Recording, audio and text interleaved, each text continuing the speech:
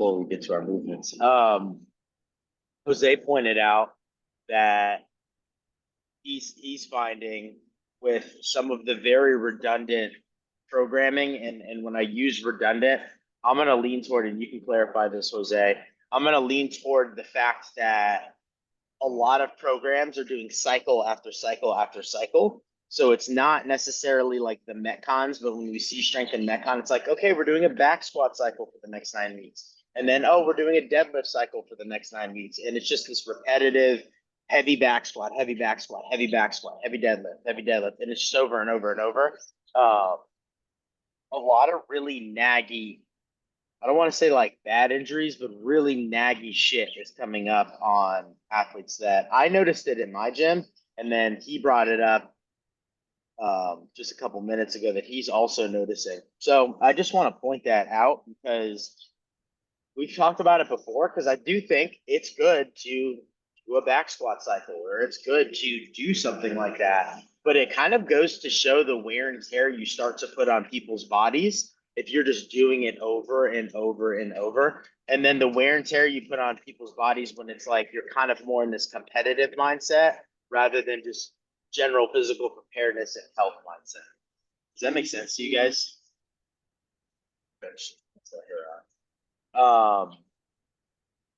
And I think there's a smart way to do it when you are doing it over and over and over. And that's kind of what I want to talk about and give you some ideas, Jose, that you can maybe even relay. What would be if we were doing a back squat cycle or a front squat cycle, whatever it is, what would be a really good way that you could get people really strong, but change the stimuluses of that front squat, or change the intensities of that front squat, even though we're seeing it every single week. And by changing the intensities and stimuluses of them, you kind of will help preserve that like naggy, I'm just going for load every single time I put that bar on my shoulders. Do you guys have any ideas that how you could do that? More reps? Or that could reps? Be. We did something reps for sure. At some point that it was like one day was over 1 week was over 80%, not here, but back in my country. And the next week would be like 50%, but between sets you would do step ups with like an accessory. Accessory. So you were never like, it was no loads, but it was moving all the time. So I like that idea. But both of what you guys have said, I think is great. I actually really like that because you can also implement single leg shit and get some, bilateral and unilateral movement, which is going to help imbalances. So I do really like that too. And you will 100% get strong, with lunges, box step ups, whatever your accessory is. Issa, to your point with the reps could be a great way, right? Obviously, if I drop the reps, I know load is naturally going up. If I extend the reps, I know load is naturally going down. So, something like a 15 rep or a 20 rep is really going to control how much load we're putting on the shoulders. What are some other ones? Maybe I think you muted yourself. tempo. Tempo? Yeah. Tempo we can get real creative with. Right? I could do a tempo going down. I could do a tempo going up. I can do a tempo that's just going to be 3 seconds, which is very fast. Everyone leans toward that. It's actually like no longer my favorite. I used to do 3 seconds all the time. If I do 3 seconds, I know load might be higher than if I make you do, a 6 or a 7 second. What else happens when I make my class? I just did this. When I make my class do a tempo and I especially extend the time. I did a 6 second front squat tempo a couple of weeks ago. What's gonna it was hard. What's gonna happen to people's movement? It's gonna probably fix it or show where they're weak. Or they're deficient. It was, when I say this across the board for every single class, the best squat session I think we have ever had at Solot CrossFit, because people had to slow down. I didn't have to tell someone to get lower one time. the cues, like I would give one cue and it would stick. It wouldn't be I had to go to that same person over and over with the same. I don't want to say the same cue, but the same fault in changing those cues. So like you will also see an improvement of mechanics. Also, changing the loads. I could also get really creative, and I guess pauses aren't tempo. Pauses would be pauses, but I could do a pause in the bottom, a very short one. I could do a pause in the top.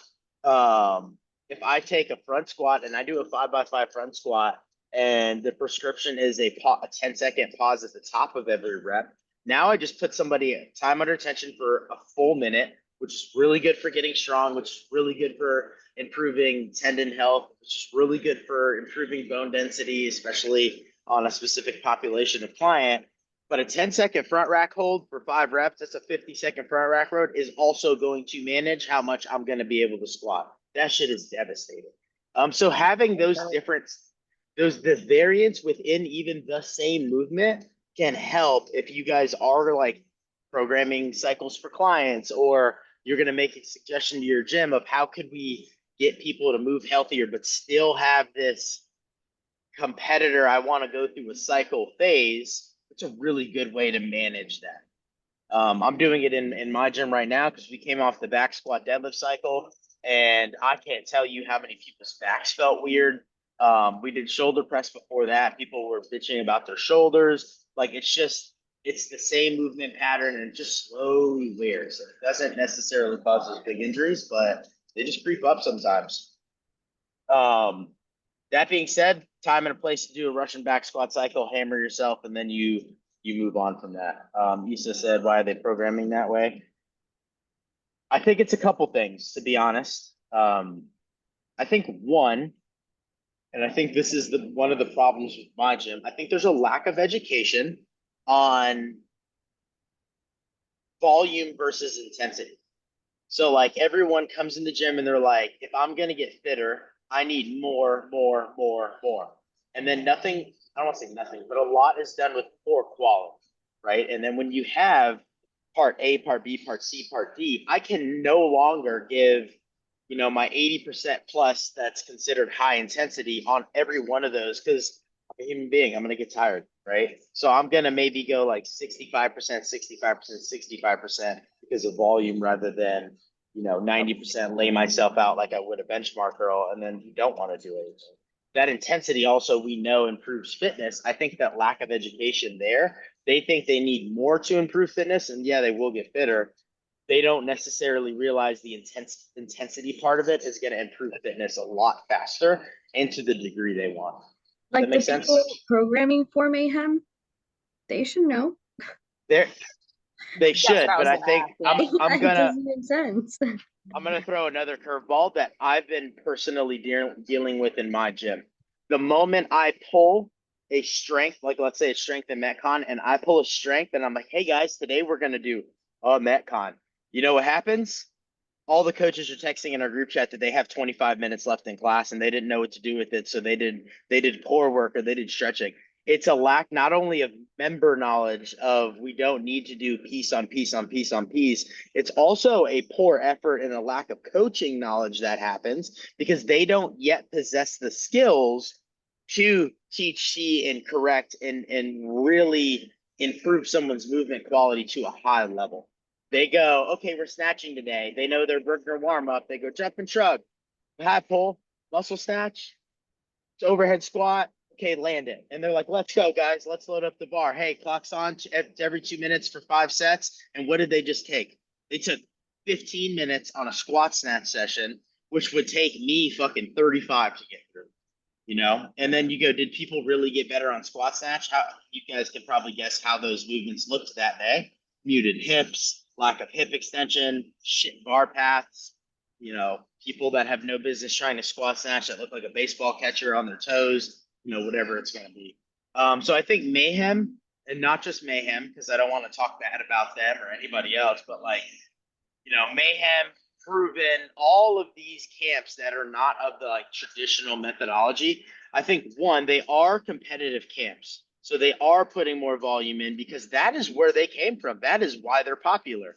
Diacler Toomey won the games, Rich Froning won the games. And I also think they realize that the ability to coach to a high level is few and far between in the world. So when a gym buys their programming, they go, dude, this isn't enough. I've got 20 minutes left every class. So Mayhem's got to put in piece and have all this shit to actually fill a 60-minute hour. So I think it's lack of education on member parts. I think they always need to stack more. And then I also think it's lack of education and lack of skill, because you learn and then you're really still bad at it as a coach, right? You got to go through that bad phase. So it's both of those things that come together and it makes this just perfect storm. So there's That makes one sense more to you thing. guys? Go ahead, Jose. There's a couple of things that they also lack. It's the variance, because it's always the same Agreed. same Same thing. shit over and over. A lot of machines, because and I know that a program is based on the improved fitness. Okay, so they are doing it. They improve fitness, but you don't really get that challenge of, wow, this is interesting. We have never done this new thing that we are doing now. And the other thing is that you don't expose the people to be independent, because I remember that every class I would come out, as when I was a member in a with a red t-shirt coach, like he was in the staff. Every class I would come out feeling like Better. I knew something different about nutrition. I learned today something different about how to recover, because it's like you are moving, and stop, let's stop. Moving, let's stop. Let's a drop of some bomb drop. Moving, and So then you became independent. It's like, if I can go and work out by myself, I know what I have to do by myself. to a level of quality too. So not just work out by yourself and do shitty squat snatches, work out by yourself and move well. And I think what you're saying is like, yeah, everyone's going to get fitter. But when we define fitness, and we talked about this a couple calls ago, our first model is 10 general skills. Yes, you may have gotten fitter in the organic physical skills. Did anything happen in the neurological skills, right? So we need both. We need to get the physical, we need to get the neurological. Something that I asked my coaches, and I knew it was going to stump every single one of them, is when I put in our freestanding handstand practice, everyone kind of tripped. They were like, oh, I don't know what to do. What am I going to do for 10 minutes? I'm like, don't worry. I will send you guys videos. I sent them a shitload of videos to do. So they could pick and choose how they wanted the lesson plan and do their class. It went really fucking well. But my thing with them was like, when's the last time we had handstand walking in class that a new person that it wasn't previously handstand walking from the gym they came from handstand walked? And they were like, never. When's the last time we had ring muscle ups? That someone got their first muscle up in class? Never. When's the last time you saw a first pistol? Never. There were so many of these, like, oh yeah, we haven't done that. We haven't done that. We haven't done this. And then in none of these big win celebrations. So when Jose talks about, yeah, people are getting fitter, 100%, I agree with that. They're getting fitter on the physical part of things, but we need to put it with the neurological part of things, right? I love to post cool Instagram videos when I do dumb, kipping dips, right? And that's cool stuff. That's a lot of neurological coming into play, right? People are like, I want to learn that. And I'm like, well, we need time to practice and learn. But anyway. Any other thoughts or statements on that before we jump into movement? Let's look at, I did get a couple split jerks videos. Actually, let's start with handstand, because I have a couple good handstands, including Gina's, and then let's go to our split jerks. Let's look at Gina's handstand push-ups first. I love this mat, by the way. I want one so bad. These things are awesome.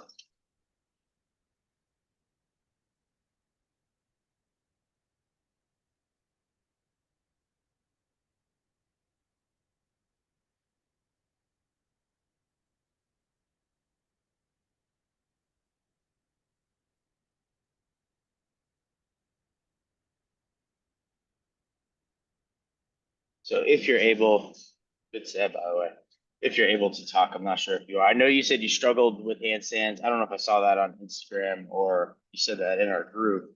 One, how'd you feel about this set? Two, what do you feel like you struggle with? Is it stamina? I feel like I struggle with the speed of them, like the lowering down, because I have really long arms, so like I'm scared to like just drop and break Smash my neck. yourself. So I feel like I go down slow, which obviously affects the time under tension. But I felt good. I mean, 10 reps is a lot for me to Good, stay, good and set. yeah. But I feel So, like we were talking about last week with like the butt tilt and hip tilt. Like I feel like I do that. so I'm gonna stop it in the bottom. So like when you come down, right? Like you're good, you're good, you're good. It's totally fine to tilt and like put your butt on the wall, right? That's why the wall's there. It's helping us balance when we do kip. So that's okay. And you do a really good job. As soon as you go, it comes off. I would be careful. You see how you hyperextended here? To just not put Hmm. it back on the wall. And we're purely speaking from, I mean, no, I'm not going to say that. I was going to say we're speaking from getting a good rep in a competition standard. And then we're also speaking from if we are going to advance this and you are working on your stack position, if you do get in the habit of tilting back and hyperextending, that is going to throw off your balance. Something I noticed is the speed for sure. I love all of her positions. I think she does a great job. Do you guys have anything to add, like position wise? I like the tripod. I think there could be one thing as far as position goes, and that's just tension. Right, you see how she goes into a Yeah. really big bow, especially as she gets fatigued. Like she's trying to get some pec involved, I think, in that. But I think if we can get more tension in the belly, and really when we fire the legs get real tight and really aggressive. I do think she would have more momentum for that kip, and it would just preserve the shoulder stamina. I think Gina's a great example of if I looked at this and she's trying to go to the CrossFit Games and she's trying to become a badass with this, I would want to keep working on just overall pressing, overhead pressing strength because she's going slow, position's good. She's going slow so she doesn't smash her neck and her brain into the ground. If we can improve the strength, that's going to give her the ability to now improve like the timing of her land with the kip, right? If she's not strong enough, she has to stop, then bring the legs down and go. If she's got the strength to where she can still put it down soft and she's strong enough to hold herself into position she needs to be without falling off the wall, those legs essentially can come down with it. And as soon as the head touches, it's back up. Does that make sense to you guys? But if she doesn't have the strength to have that little bit of control through her whole body, she loses it. Does that make sense? Would keeping more tension help with that as well? Like the timing of the head touching and the kip going. Well, I think more like, because she said she's worried about her neck or something, like coming down. Yeah, Maybe not keeping, smashing. yeah, like maybe keeping more tension would help with that, or no? I mean, I think she has good, especially tension on the lower, because she I is mean, I like mean it's with her core, with her core. like, no?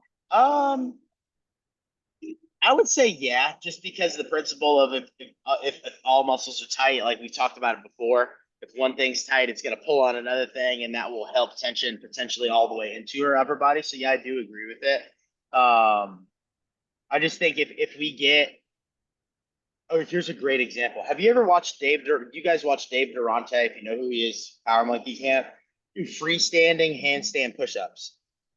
They're Mhm. beautiful. He gets into this really good tripod. He has obviously really good positional awareness. He was a gymnast, but his strength is through the fucking roof.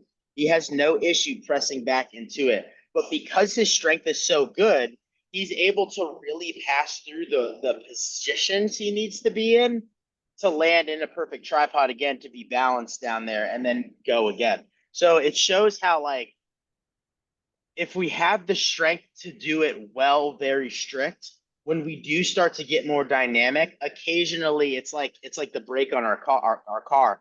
We're coming off the highway and we're making that turn to go onto the regular road, right? We're not going to stop and then make a right hand turn onto the road, but I am going to push the brake a little bit so I don't accidentally fly off into the valley or lake, whatever's there. Right? It's the same thing, especially in gymnastics. If she can put the brakes on just a little bit, but have the strength to not over fatigue her while moving, then she could time that head touch with the kip better. It's just like when you guys first learn kipping pull-ups or butterfly pull-ups, like it's like you're flowing and then you get off balance and you kind of like, oh, I got to put a little muscle into it to fix my trajectory and then I can keep going again. You guys experience that? I got one head nod. Okay, sick.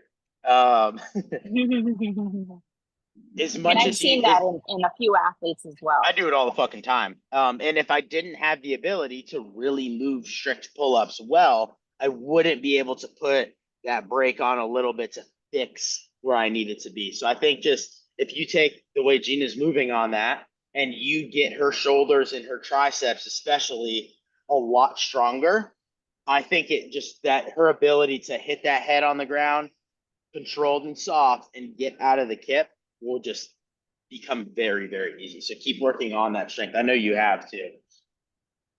Don't underestimate a deficit off a box. That shit's hard. It is. All right, Oh. let's look at a spotted handstand. How many of you guys have ever spotted somebody on the floor freely? Any of y'all? It's really, really easy drill. I'll go over a couple like do's and don'ts for it. If you are spotting somebody on the floor, right? And I'm showing you guys this not because it's a miraculous video, but I implemented this with some handstand walking skills and it went very well. So I just want to give you guys another tool and teaching somebody like a handstand. If you're spotting somebody, one, I like to put two people on them. So you've got a person on the other side that is not the lead spot. They're just helping control the athlete. I trust myself more than I trust members, so I'm okay with doing it alone. But like if you're ever gonna do this and have members do it, have a person on each side. So if you notice when I play this video, her hands are already going to the floor. This is not in motion. So she's gonna get there, right? Hands are on the floor. She likes to kick with this lead leg. I'm controlling the thigh. Emphasize that. Because if you grab the knees or you grab the calves and someone's weight starts to really go, you can't really stop them that well. You don't have like a meat of their body. So grab thighs. That being said, some people don't want their thighs touched. So, make sure they're comfortable. Kind of goes back to what we said on the call the other day. If someone's kind of like, that's a no, don't do it. But have the thighs, you have full control. So what I did with this is I was actually just demoing this for my coaches just to show, how we can pull somebody off the wall and start to let them do it freely. As you would do this, obviously you would coach position, whether that's, ribs, fingertips forward, get this feet tight, whatever it's going to be. But what I did with this that day, she's one of my private clients. She wants to learn handstand walking, is we went to the wall. We practiced our donkey kickups, right? Trying to just get a floaty motion. And then instead of, this is what I always used to do. Okay, we've got our floaty. Let's back up now. Let's get floaty and take a couple steps. And she's on her own. We did like 10 reps of me spotting her. So we went up, I spotted her with it. And then I actually just let her legs lean on purpose, like with my control. And I was like, okay, walk. And then she just took 1, 2, 3 to the wall. And then I let her down. It helped bridge the gap so much faster. So when I stopped spotting her and I let her go alone, she got a lot more, I think, one, confidence, but a lot more accurate because I did kind of guide her in that. So when you guys are working with somebody, I mean, in class, it may be harder because you can't run around to 20 different people all the time. You could teach your members this, obviously, but if you're working handstand walk skill in class, have them, obviously get some competence on the kick up just to the wall, not just slamming into it. And then have them make a baby out of the spotting drill in that other drill where we would kick up and take a couple steps on our own in between to help bridge the gap. I feel like it expedited 2 weeks off of our training by doing it that way rather than having her just only do it on her own. I'll just play it one more time so you guys can see it. So just in case you missed it.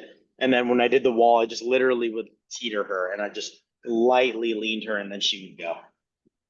That makes sense to you guys? I should have recorded the actual wall one, but I didn't think of it any time. Any thoughts on that before I go split trip? Yeah, I made them do, we had handstand walk last week. I made them do, I didn't know this. I mean, I heard it, I've seen it, but CrossFit, the YouTube channel, they teach how to spot it. Like they say, if you're gonna spot, do a lunge, so your front leg should be tight, and then like having the PVC and PVC, like you're pressing completely, and then the hands of the spotter is going to be on each side of your front feet. So it teaches how to spot. I come across this video and it's like, okay, he's gonna come, teach them first how to land softly, to do handstand, kick to handstand softly to the wall. That's a key point. Yeah. So when you receive them, it's also receive them softly. And then, Softly. so it was interesting. I made them do that, and they liked it. I got like everyone stopped on the way People's outside and said, "Hey, that was a good." people's response to taking the time to practice and doing things like that was so much better than I thought it was going to be.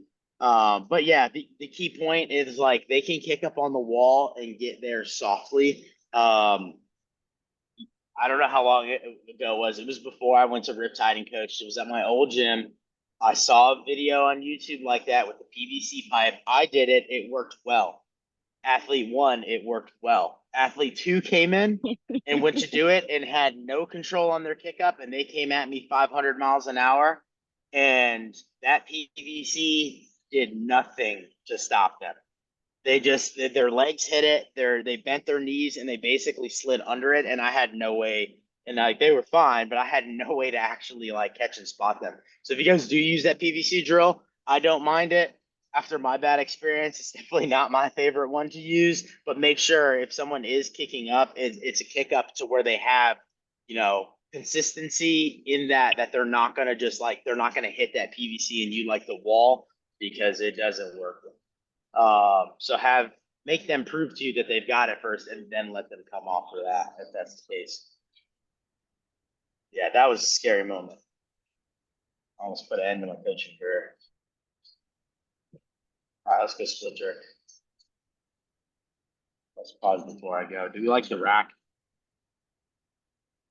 You guys can be harsh. It's okay. It's like I would say it's okay. I don't love it, but I don't hate it. I just think like you're on your fingertips.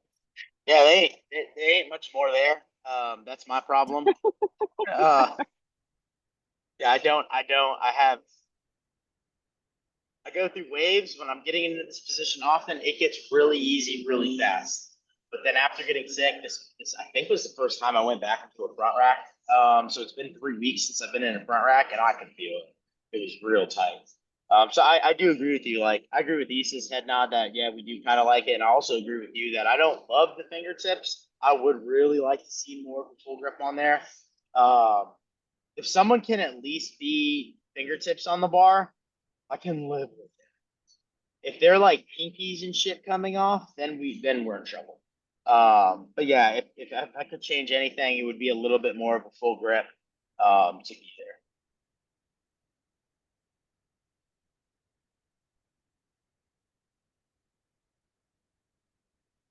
Yeah. What do you guys think about the actual?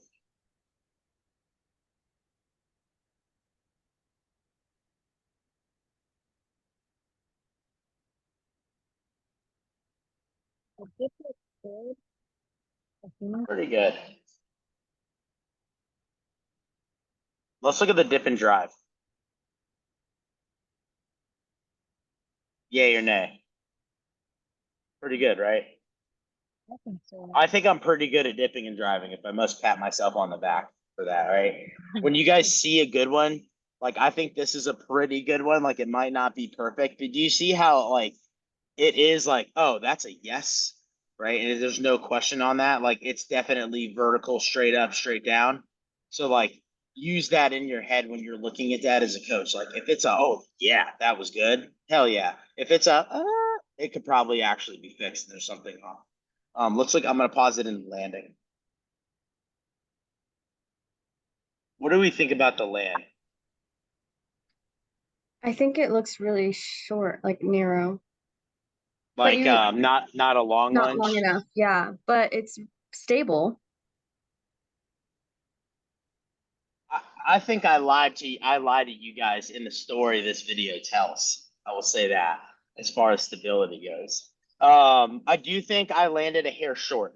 And if you look, that front knee, let's talk about the split jerk and landing position. When we land here, I need that front knee to be in line over the heel, Aligned. right? If I take the heel and I go Mhm. straight up, it's in front, and that's why when I recover, you're gonna see the little weird step that goes. So I get Mhm. out fast, so that's why I said I kind of lie about. It looks like I lie in the video versus how this thing felt. It did not feel stable. I felt like I was all over the place. So that front knee's leading the way. That's not great. I need that in line with the heel, even maybe slightly behind the heel. Slightly. And then the back leg. I think if I had more flexion, let's watch right when I land. No, that front knee's still over. I think I'm a little bit pushing potentially, even though I have a little bit of bend. The biggest problem though is that weight distribution in that front knee leading the way. Now watch my recovery. You can tell. It's like a weird, almost like a side step. Like it was a save the balance step. It wasn't a stick, front foot slides, Same. back foot slides. And the Yeah. entire time I was just in control. There was definitely a blip of, oh shit, moment. And it was because that front knee led the way just a little bit. I say it too. Like, I don't know exactly what I said in that moment, but you can see me say something. Anytime I say something in a lift, it wasn't good. And Shit. I can tell, like, by looking at your foot too, how you get a little bit toesy The front one, in that right? front foot. Yeah. It's hard to tell because my heel is like the exact same color right there. Watch when Yeah, I watch when I land. It's flat, and then and it then gets that up. knee take. Yep. Look at the whole. It's not just the front leg too. The whole body, everything actually goes forward, right? Like this wasn't for me. This was a lighter splitcher. Like so, it was a weight that I can hide from it and I can save it. I think if you add 30 pounds to this lift, this becomes a failed Ooh, lift. bad. I can't stop it from going forward anymore at that point unless I like chase it across the room and there's no rig in front of me. So there's the forwardness. So when we talk split jerk, I know we said we're gonna talk about it a little bit today if we had a video. We need, let's go piece by piece. Front foot flat, weight in the heel. The weight in the heel will help you keep that knee stacked over or slightly behind, right? And you guys can see this when I shift. So front foot flat, weight's primarily mostly in the heel. Knees stacked directly over that heel, right? Back leg, I've got flexion in the knee. You have to watch out when we start to look at the foot. It's like an in between. A flat foot's bad. We got no shock absorber. Horrible for Achilles, knee, hip, lower back. Sometimes it's actually painful depending on the load. But then we also have to look for if someone's like all the way into their toe. A lot of times they'll be like tippy toeing it, and they're tippy toeing it, pushing themselves forward. So it can't be like toes. It's got to be like the fat part of the ball of the foot, like the widest part of the foot. So that's something I think a lot of trainers miss is sometimes they see that heel up and they're like golden, and we can't actually go heel up too much toes. So it's something else to look for there. Where's our weight distribution need to be as far as like in our hips?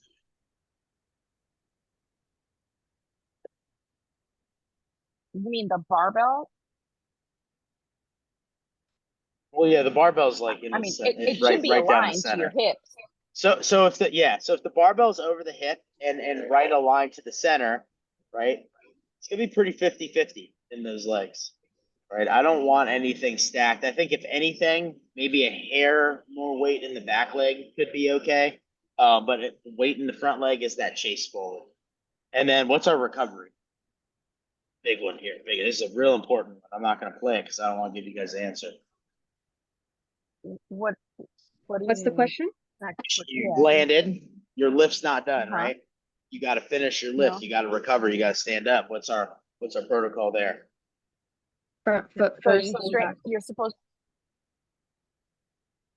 No, but you're supposed to straighten your legs first. Technically, yeah, like perfect wise, we go against gravity a little bit, right? We stand just a hair and then we go front foot first. What I would say is most people just don't get the front foot first part and the gravity part doesn't matter as much unless they're going to get the front foot first part. So if you're teaching it in class, FFF, front foot first, right? Just say that shit over and over and over and over, and it's easy to remember because put a acronym with it. Get them doing that first, and then when they're like every time it's front foot first, then if we go a little bit against gravity and then go front foot, basically what that does is just ensure that we're staying totally vertical up and down, and not, if I don't go up against gravity and I just take a step and I take too big of a step, I have the potential to accidentally do that with the barbell a little bit. So if I do this, and then front foot, it can help just making sure that we stay up and down and never left. That's why that can be very beneficial. Once the front foot goes, it's okay for that back foot to come forward after that point. If it's real heavy, I'll actually go like front foot, and then I'll finish it out. And that's like on a real like one. That's like at 300 pounds for me. Like I got to be real cautious with the movement because a quarter inch is going to make me lose the lift tightly. Are you raising your So hand? yeah, so what would be a couple good cues for that little mistake you had in this picture? I've told people, hey, let's just get a little longer. I think it was Issa that said it looks a little short. I have told people Yeah. just, hey, just get a little more length. That can work pretty good sometimes. I think another one that would work good is put your front heel down hard, right? Because if think about taking a walking stomp step, it. if I take a walking lunge and my step is short, it forces me into my toe. It's really hard to have your heel really, really into the ground, especially if like ankle flexion isn't out of this world. So I think if you just tell someone, hey, stop, put that front heel hard into the floor, that'll help just slightly shift that. And that can be a really good cue too. I think it's an easier cue to digest and execute than, hey, I need you to get a little longer. The little longer one is like for the person that is a pretty good lifter, and they have pretty good body control. Person that's split jerking for the first time, Yeah, probably not going to work because great. I've tried that before, that cue, and people are like, oh, I'm a little bit afraid of getting They get scared. longer. Yeah, So, and yeah. it's actually a really good example. We do it all the time in Olympic weightlifting, but it's a really good example of, hey, just practicing, like jump and land, do it again, do it again, do it again, like hitting over and over and over. So we're locked into that point is a very important thing to do, and that's why baseball players hit batting practice every fucking day. And a major league player that has to face 100-mile-an-hour fastballs will do soft toss where someone just underhands it at 20 miles an hour to them. It's the repetitive. So when that 100-mile-an-hour pitch comes in, that bat path and everything's locked in. No different in Olympic weightlifting. So like when you do have someone that's newer and we're split jerking, sometimes what I'll do in class is I'm like, hey, I want you, before you pick your bar up, I want you to do a dip and land, check yourself, a dip and land, check yourself. Now go ahead, grab your barbell and execute your just gives them more practice, and it won't fatigue them, it won't make them tired, for lifting. They're not doing 100 reps with the bar. I used to do that. I used to have a problem with my footwork. Like when I would snatch and clean, I would always go wide. Always. So I used to stand, I would shuffle. Okay, it's good. I would shuffle. Okay, it's good. Then I'd pick my bar up like this. That was in the Crunch Fitness days. By the way, I think that stomp your feet too is actually better than telling them, oh, keep your heel on the ground. Because I've been using it lately, and I even used it yesterday for my last class because they were doing snatches.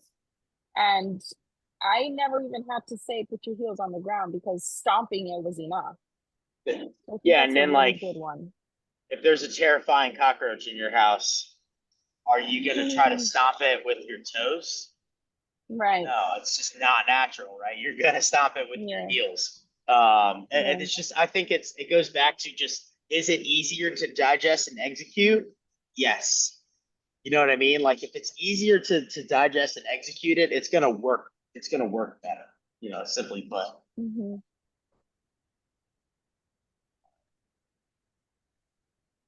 Let's look at, we'll come back to the clean. Let's speed it up to this splitter. The fact that my video is at 9 seconds and it's a 30-second video, look at all this, like definitely not super comfortable. It's like dancing.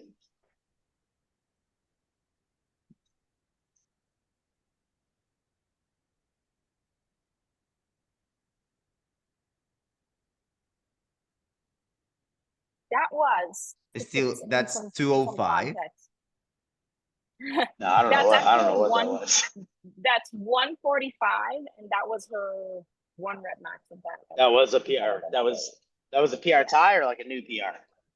No, a new PR. She's never done New PR. anything that heavy. Overhead, she struggles with it. I think. Well, you can- It's because Go ahead. that I think she lacks shoulder stability and core strength. I could see that. And you can just, I mean, tell we had her on a push press video a very long time ago, and it was the same thing, right? She is not. There's a lot of overthinking happening right now. Am I comfortable? Am I not comfortable? Am I in a good position? Am I not in a good position? Then I'm like, okay, she found it, and then she's like, nah, not yet. You know, like there's just not a whole lot of comfort going in there.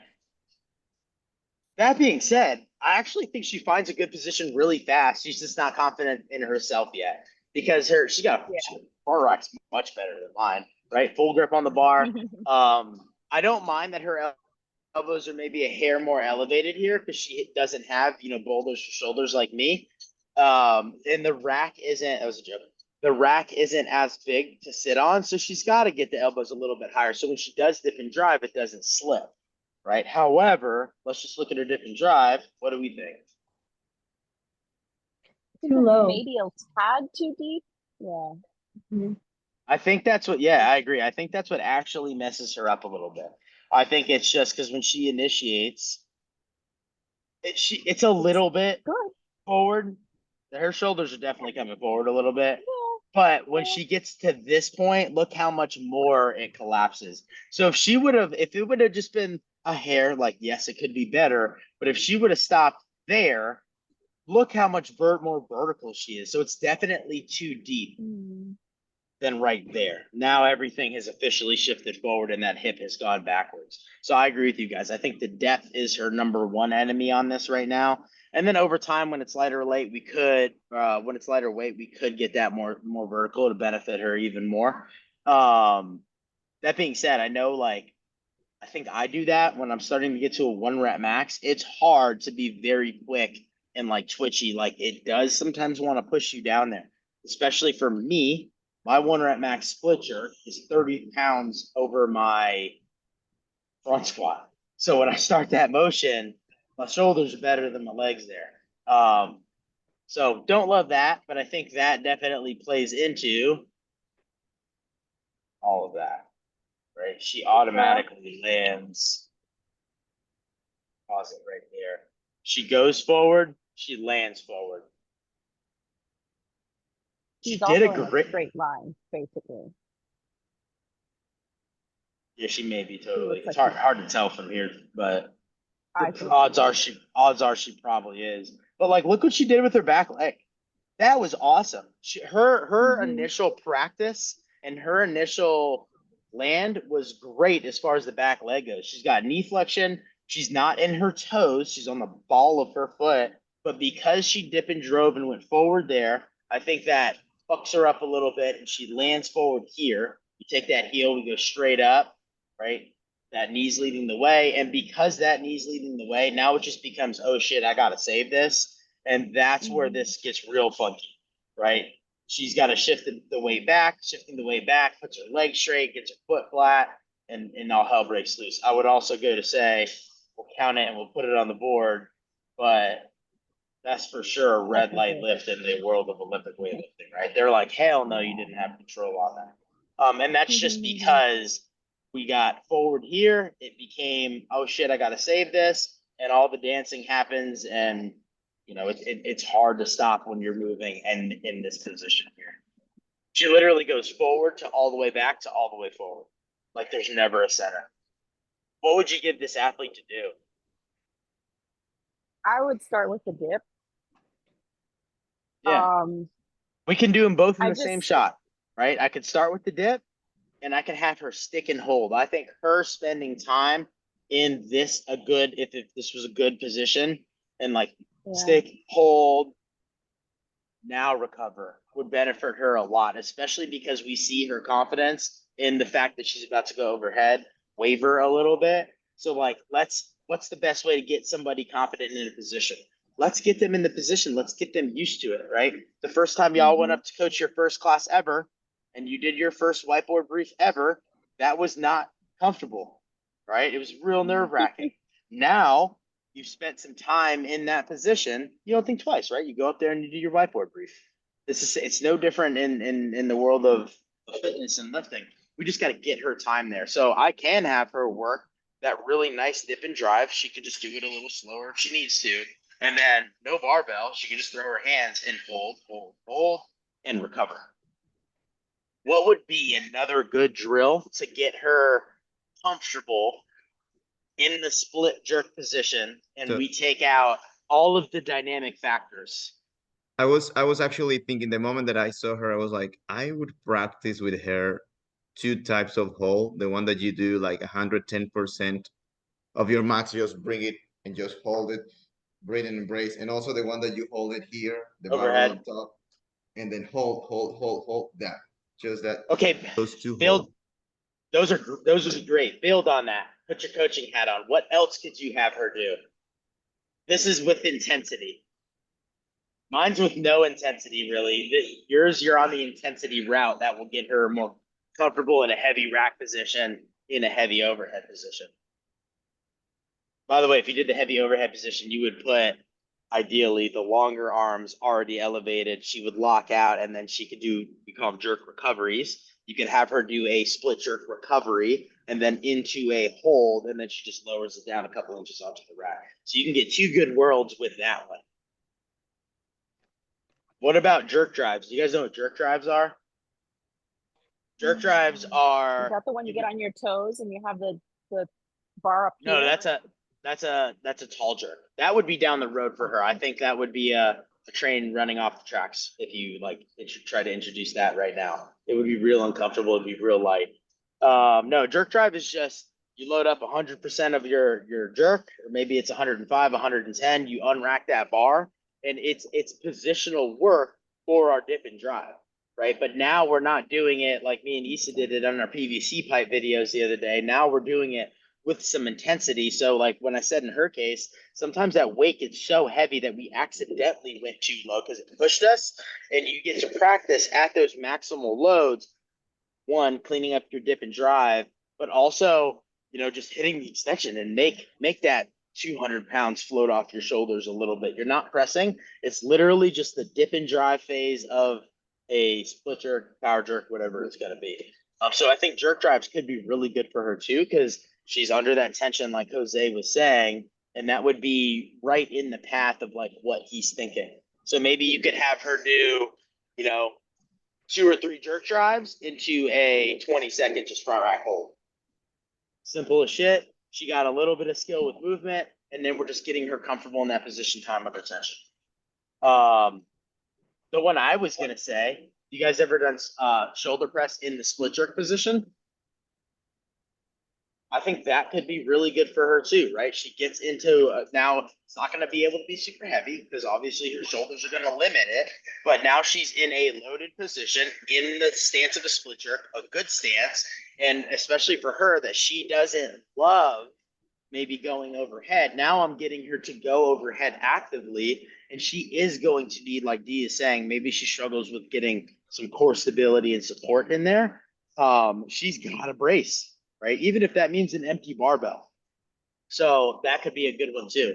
And there I could throw in pauses as well. Hey, I want, 5 reps at the 5th rep, a 10-second pause, and then a recovery.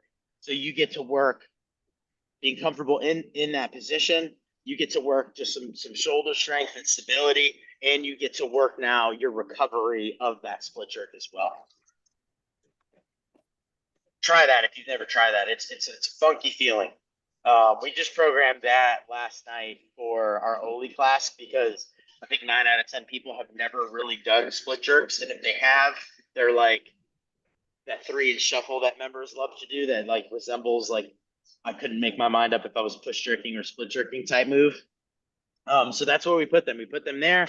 We made them do presses just to intro it, and then we'll start to get a little more feisty and dynamic. Let's look at her clean. Finish with her clean. Yeah, exactly. What do you guys think about that? He went soft in the bottom. She was I soft like as the shit. takeoff. Yeah. One thing, you know what I like the most? And like if I watch her, I go, man, there's a lot of fucking potential here. Like, what's the one thing I look at that I'm like, oh, we can become a real good lifter here? What do you guys think I'm looking at? I see there. No. Look at her bottom Takeoff? position. Like, even though she goes soft, Oh, dude, Oh, that big looks like a drop. textbook. That is so fucking good. And she went soft even on it. Her elbows are completely parallel to the floor. She's still got a full grip on the bar. She is literally ass to grass. Like the only reason she didn't keep going down is her joints were done, right? Everything is there. Her feet are completely flat. Her knees are tracking over her toes, and she is completely vertical on her torso. So when I look at this, if someone can display the mobility requirements that we need at a high level for Olympic weightlifting, we can teach them all that other shit. But when someone has trouble with mobility in those positions, yeah, of course we can still teach them all that other shit. But if they cannot be comfortable in this position, whether that's there or an overhead squat and just keep down there and chilling, we get immediately capped and limited by what the ability is going to be because we just can't pass through ranges of motion that we're gonna need. So like looking at this, fuck yeah, as far as that goes, right? And then we can clean up all the other little things. Like we look at her takeoff. I do think her shoulders and hips rise together. I think they're the tension. I want to see her get that before she moves. She's getting it as that bar is already coming off the floor. Like look at the bar bend and she's still breathing. And I think that's why you get a little bit of softness here, a little bit of roundness in the shoulders. But her movement pattern, yeah, I'd be like, what do you guys think about her? I'm not gonna call it hip extension. What do you guys think about her quarter extremity? She has an early pull. Yeah. Yeah, she violates that. Right when she gets over her knees. Yeah, she's real anxious. I think part of that, when people don't get really good lats backing down and really good core tension, I think part of that is they start to pull in the bar and they're like, ooh, I'm soft. And then they've gotta like try to fix it. And I think when you see that early pull where it's like the bar's at the knees and that person's already breaking the elbow, I think it's a lot of times, just from my experience, a tension problem early on, and they're trying to gain tension through the lift before they hit that point. Because it's not that she's getting here and now she's pulling, like she's doing it immediately. Like she's actually doing it before she's even covered me. So I would get her real tight, real stiff, get the breath in, then move, and I think that'll actually help her not break that early. Good eyes there. It'll So help then let's also, go ahead. because look at her lower back when Yeah, she she's loses lifting. tension. She loses tension there too. Everything flexes back there. Yeah, And if everything has He's just- flexed, she's Yeah. what? no, go ahead. If everything has flexed, especially in the posterior chain, so the lats and everything, if you notice, she does have this little jump forward and the bar pulls her. She's just a fucking dog and she's going to do it anyway, right? If she gets that tension back there, I think it helps that early pull want. And then now she actually pulls the bar and the bar doesn't pull her forward, right? If our lats go soft, we're going to lose bar path a little bit. And then let's look at her turnover. What do you guys think there? The last part. It crashes on her. Crashes a little bit. I think she's trying to pull it so high. Like put it in slow motion so you can. I think that's what I saw. She doesn't Like technically she could have had a very high power clean, right? Look how high it is, right? Yeah. I think Mhm. she kind of plays catch. I'm Yeah. gonna yoke this thing and jump, and she yokes this Mhm. thing and jump, and the bar moves up, and she moves under it too quick. Instead of, yes, I'm going to jump very hard. I'm gonna have an aggressive hip extension, but I need to remain actively pulling on the bar the whole time. That's what's gonna put her into a soft land. Versus she yokes that thing, and then she's like, all right, elbows and under, right? She needs to think about pulling, pulling, pulling, pulling, pulling, and then it'll put it as soft as can be. I just think that it's very hard as an athlete for many athletes to understand the concept of you're pulling yourself under. Because when you're underneath it, I people don't agree. think you're pulling it. You know, it's kind of hard to I do agree. it. And we also love as coaches and we love as gyms to be like, fuck the med ball clean. Right. And when you look at the med ball clean, it is the only one of the only drills Yeah. that we have that we can now teach a person to pull under really nicely without a scary piece of steel. And for some reason, Medball we still clean go, and sumo what a deadlift high pull. what a stupid movement. And what does sumo deadlift high pull do, Jose, that we all hate so much? To It wait teaches for core your to toe extremity. before pull. Yeah, it's just funny to me because I mean, don't get me wrong, I hate sumo deadlift high pulls too. I don't have a good time when I do that. But if we do execute them well and we can teach that skill very well and the med ball clean very well, we can now actually teach and that can click in your head about pulling yourself under. When I taught our Olympic weightlifting on Monday, we had snatch and me and Hannah trade off weeks that we program. It was her program week and she programmed tall snatch. And I was like, son of a bitch, I got to teach tall snatch. Like, you should put that shit on your day. But obviously, really, really, do you guys know what tall snatch is, real quick? I'll play it. I have a video on here. I'll play it real quick after. I was like, God damn it. But you know what I did? We got med balls out and we didn't do the whole med ball clean, but I had everybody have a partner. I had them hold it at their extension, and I was like, get down and under. And obviously, I demoed that. I taught it, and I had them do a few of those as a warm up to understand the concept of what we needed to do when now we were on that barbell in the snatch, right? And I literally stole a med ball clean progression there, or I would say that's not this. Yeah, that is part of the progression.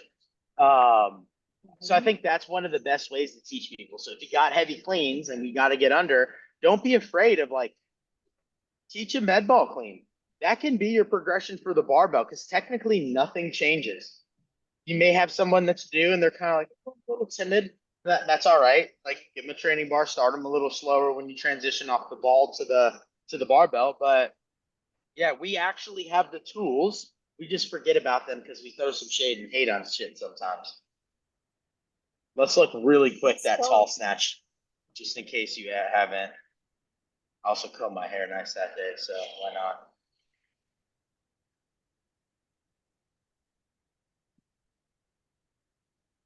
All right, so that's a tall snatch. So if you've never really seen one before. Do you always have to get on your toes? Because I feel like I've seen tall snatches that you don't get on your toes. Depends who you watch. I have seen different ways of doing it, all sorts of different programs. I'm going to tell you why I get on my toe and why I do the way I do it. So I've seen athletes tippy toe, then go like I do here. I've seen athletes go flat footed, then try to go from here. I've seen people go tippy toe, shoulder shrug, then go. I'm a tippy toe person because one, I'm trying to mimic what my tallest point is gonna be, right?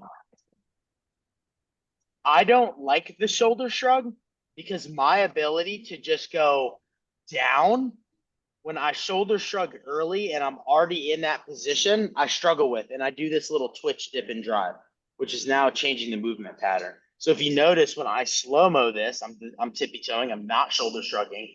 My first movement, I don't go down, but is the shrug and the pull, right? So like this adaptation has worked the best for me personally as far as the point of the drill and speed under the barbell, right? If the point of the drill is speed under the barbell, I did what I felt like I needed to do to preserve that as much as possible.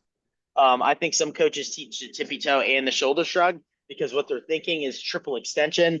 But my logic is the shoulder shrug isn't a part of triple extension. Triple extension is hips, knees, ankles, and then the pull is supposed to happen. So that's why I do it. I personally do it this way. I think if you go on Catalyst Athletics, which, you know, some of the best coaches in the world, Amy Everett and Josh Everett, I'm pretty sure they teach it with feet down. They may have a good explanation there why they do that. I'm not sure. I'll go look and see, but tall snatch. So tall snatch, tall cleans, good drills to help athletes get under the bar. They are very challenging. So I would have people always start off on a PVC pipe and then I would move to a barbell, but also a great way that if it's clean day and you've done your same clean progression 750 times, and you've got Issa in your 530 class again, and you've done the same clean progression 700 times, let's change it up. Let me throw a tall clean in there. Just like, oh shit, this is new. I gotta pay attention better today. So that like using some of these weightlifting drills into your progressions for class can be a really good way to keep things very fresh for your members and fresh for you. So steal like all the stuff we talk about on this call, steal that shit. Steal it, put it in a progression. It doesn't need to be textbook progression every time. And that will make things more exciting. And we talk about members engaging and being, you know, not rolling their eyes when you're rolling the progression. This is a good way to do that and make them have to be on their quote unquote on their toes a little bit more. All right. Any other thoughts, statements before we call today a day? Go do some shoulder press and the split jerk and tall snatches. Let me see it. Or med ball cleans. Why not? Jose will show us the single dev huckle. All right, guys. I will see y'all. I then had on to coach Tuesday. that in my level 2. That was my movement for the whole weekend. So I was like, oh gosh. Single dev huckle. Yeah. So it was annoying. You guys that have gone to level 2, did you get to pick what you got to coach, or did they tell you what they wanted you to coach? Just curious. The first day they told me, the second day they let us pick. Kind of 50-50. We got to pick the whole time when I did mine, and I was the only person that chose med ball clean because I thought, you know what, I'm gonna do the hardest fucking one, which I think it's the hardest one because if I'm paying $1,000 for this shit, I want the most feedback, and that was my logic time. And then I got in trouble by Jenny Orr because I left them in the squat too long, babies. I think I didn't, but whatever. That's a whole ass another story for another day. I'll tell you guys because it's entertaining. I don't want it on camera. All right, y'all. I will see you guys. I will see you guys on Tuesday then. Bye. Bye-bye.